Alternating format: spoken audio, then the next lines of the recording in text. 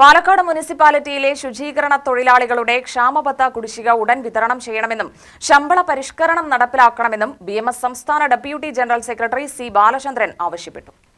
Kerala municipal and corporation staff Sangh BMS Palakkad ജില്ലാ സമ്മേളനം ഉദ്ഘാടനം ചെയ്ത് സംസാരിക്കുകയായിരുന്നു അദ്ദേഹം.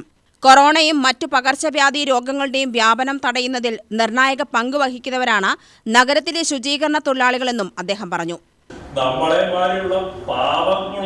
കുറച്ച് പേര് സ്ത്രീകള് ജോലിയില്ലാത്ത സ്ത്രീകൾ ഭർത്താവ് നല്ല ജോലിയുണ്ട്, ഭാര്യയ്ക്ക് ജോലിയില്ല, KSRTC തെറ്റുണ്ടോ? തെറ്റൊന്നുമില്ല പറഞ്ഞാല്. പക്ഷെ 1.5 ലക്ഷം ശമ്പളം കിട്ടും. രാവിലെ ആ സിവിൽ സ്റ്റേഷനിൽ കൂടെ വരുന്ന KSRTC വെറുതെ പോയി നോക്കട്ടോ.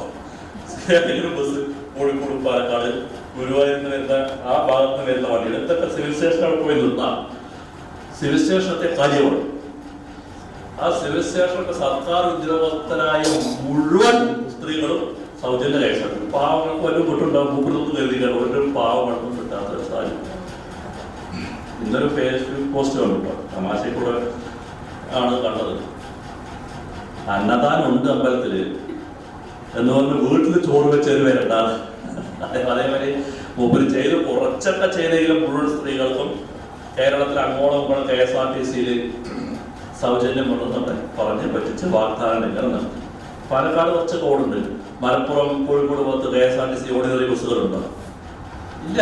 കാസർഗോഡ് ഭാഗത്ത് തീരെയില്ല. അപ്പൊ പല KSRTC ബസ്സുകളും ഓർഡിനറി ബസ്സും സിറ്റി ബസ് എന്നൊക്കെ പറഞ്ഞ് മാറ്റി ഓടിക്കുന്നതും നമ്മൾ കണ്ടു. യൂണിയൻ പ്രസിഡന്റ് വി ശിവദാസൻ അധ്യക്ഷത വഹിച്ചു. ബിഎംഎസ് ജില്ലാ സെക്രട്ടറി കെ രാജേഷ് സമാപന പ്രസംഗം നടത്തി. ബിഎംഎസ് ജില്ലാ president Saleem Thennilapuram, union general secretary S Raghunathan, B Gopalan, M Chandraprakash, R Girija, K Vanitha എന്നിവർ പ്രസംഗിച്ചു. UDV news, Palakkad.